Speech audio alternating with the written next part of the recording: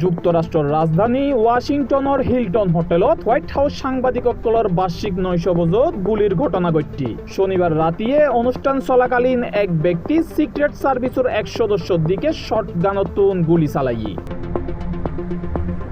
নৈশভোজত প্রায় 2600 জন অতিথি উপস্থিত আছিল। গুলির শব্দ শোনা মাত্র অতিথিসকল হতা বলা বন্ধ করে দেয় এবং সাইরিমিককে নিচে বই ফরন বলে চিৎকার চেঁচামেচি শুরু হয়। শত শত অতিথি আতঙ্কে টেবিলের নিচে আশ্রয় লয়। ওয়েটারসকল দৌড়ে ডাইনিং হলের সামনের মিক্কে আই যায়।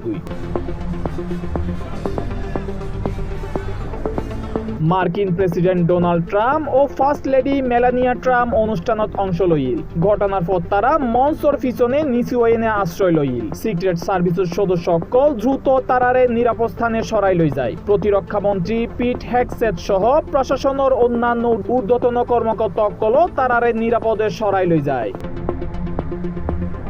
এফবিআইয়ের এক কর্মকর্তা রয়টার্সরে জানাই আক্রমণকারী একখান শর্ট গান দিয়ে এনে সিক্রেট সার্ভিসের এক সদস্যর মিককে গুলি চোরে।